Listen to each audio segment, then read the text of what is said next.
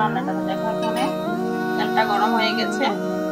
এখানে আমি 2টো তেজপাতা, 4টা শুকনো লঙ্কা দিয়ে দিলাম, আর 5 মশলা। তারপরে দিয়ে দেবো আস্ত একটা পেঁয়াজ কুচি,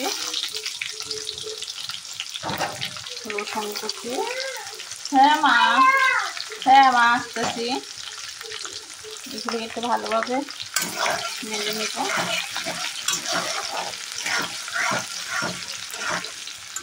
দেখো ভালোভাবে নেড়ে নিচ্ছে।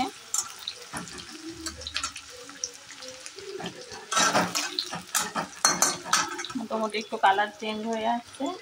এখানে আমি দেখো রসুন বাটা আর মাছের পেস্টটা দিয়ে দিলাম। এবার আমি ভালোভাবে এগুলোকে নেড়ে চেড়ে ভেজে নেব। এখানে আমি অল্প কিছু লবণ দেব, কারণ শাক সেদ্ধটাতে লবণ দিয়েছি। হ্যাঁ মা। 1/2 চামচ হলদি দিয়ে দিব।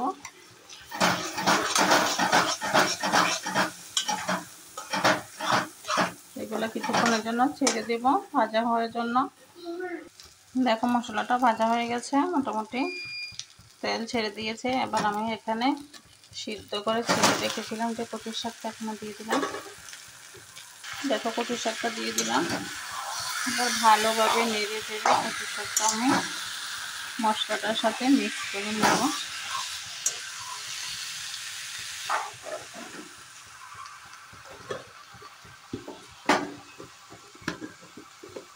এরপর আমি কিছু মশলা অ্যাড করতেছি। দেখো জিরে, ধনে, আর কিছু দেব না।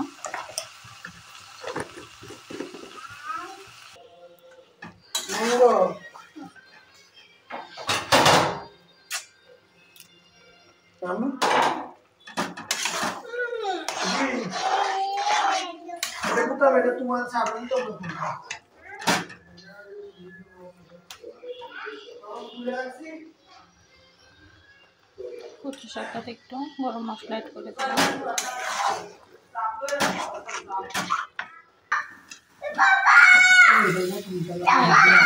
বাগার দিয়ে নিব। ফোড়নের জন্য দুটো রসুন দিয়ে দিলাম, 2টা লঙ্কা,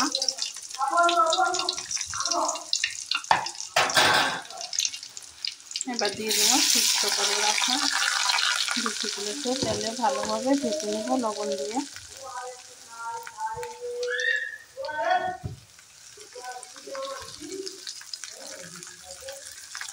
এখানে অল্প পরিমাণে লবণ দিয়ে দিব।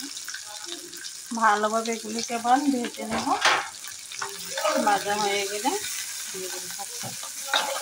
তারপরে আমার কচুর শাক রান্না একবারে কমপ্লিট। তোমরা এইভাবে ট্রাই করে খেতে পারো, খুব ভালো লাগবে। দেখো শাকটাও হয়ে গেছে। আমি কিন্তু আজকে শাকটাতে প্রচুর পরিমাণে পাতা দিয়েছি, একটু কচি কচি। কমেন্টে জানিও তোমাদের কার কার কচুর শাক খেতে ভালো লাগে। আমার তো কচুর শাকটা খেতে খুব ভালো লাগে, শীত হোক আর গরম হোক। আলাদা ভালো লাগে তার কাজ করে আসলে। দেখো এখানে এটা ভাজা হয়ে গেছে। এখন আমি এখানে ঢেলে দেবো।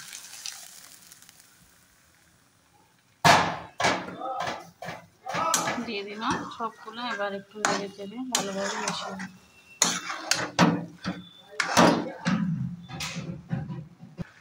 পুরো দেখিয়ে দিচ্ছি। দেখো আমার কচু শাকটা রান্না হয়ে গেছে, খাওয়ার জন্য একবারে রেডি।